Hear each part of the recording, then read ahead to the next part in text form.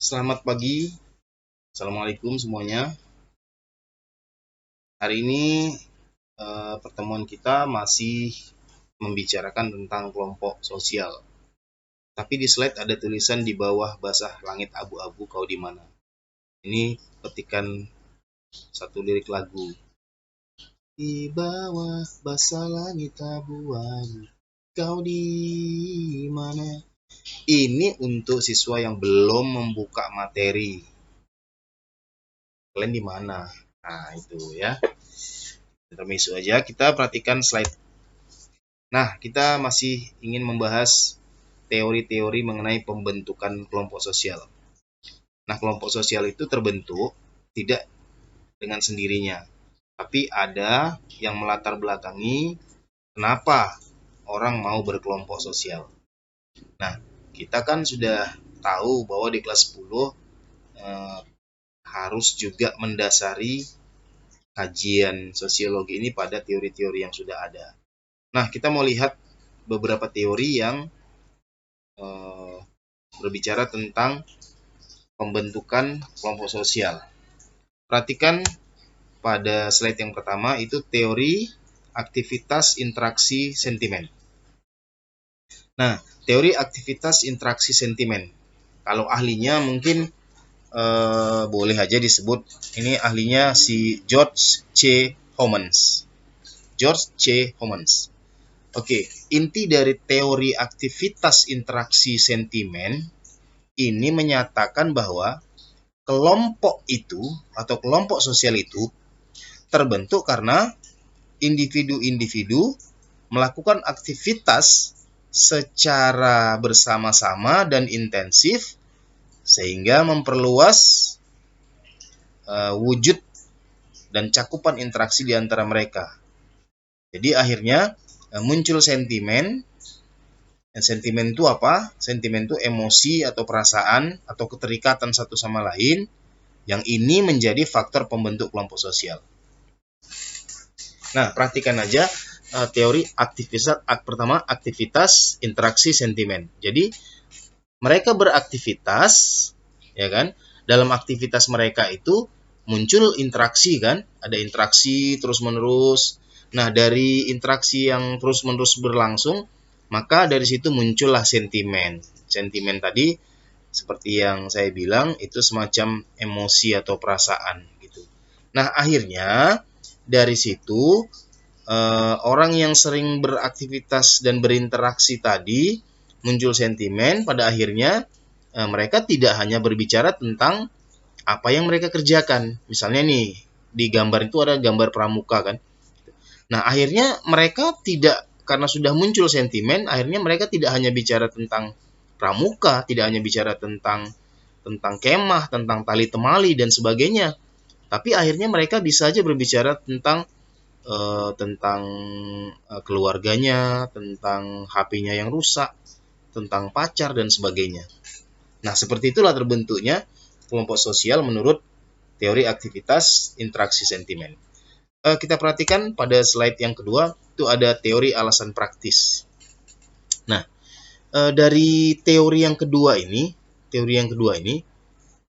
jelas bahwa dinyatakan kelompok sosial itu terbentuk karena individu itu ingin memenuhi kebutuhan praktis. Jadi ada banyak kebutuhan praktis yang diinginkan oleh individu. Apa saja alasan praktis itu? Misalnya ya kebutuhan air, makanan, pakaian gitu.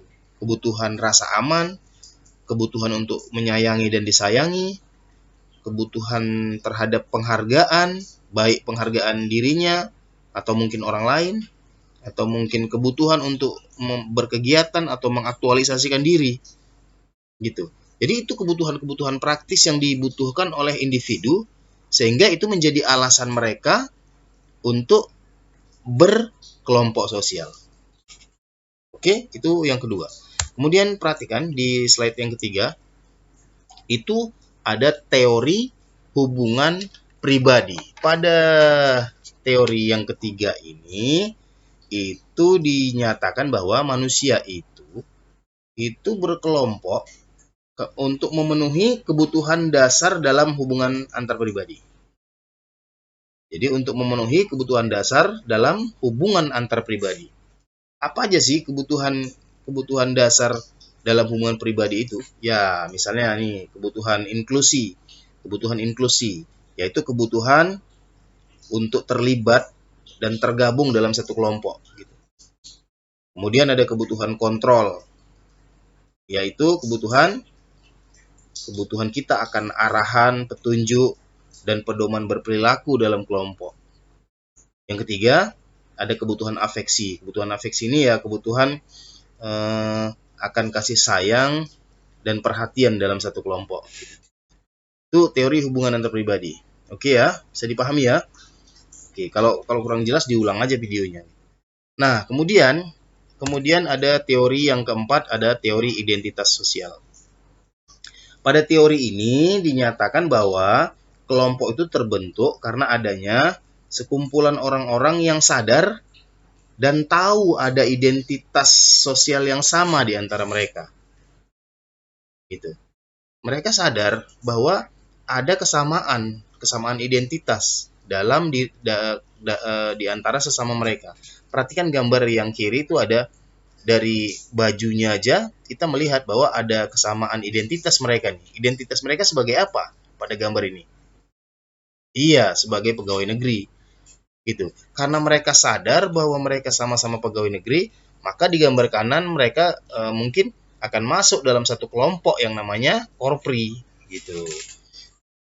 Kok bisa masuk Korpri? Ya, karena sama-sama pegawai negeri gitu. Karena Korpri pun ya korps pegawai negeri gitu. Jadi kesamaan identitas itulah yang membuat mereka masuk dalam satu kelompok. Oke. Nah, yang terakhir, kita 5 aja lah ya teorinya ya. Yang terakhir ada teori identitas kelompok. Nah, ini berbeda. Kalau teori identitas kelompok ini itu disebutkan bahwa individu-individu itu berkelompok karena mereka memiliki kesamaan identitas suku atau etnis.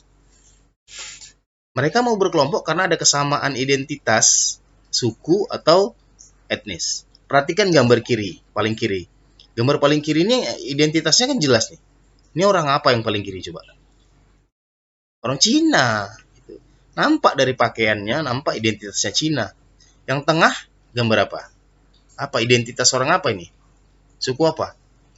Iya, suku Minang. Ini suku Minang. Nampak dari rumah pakaiannya gitu kan. Lah yang kanan, ayo. Ini identitas apa? Suku apa? Iya, suku Karo. Itu.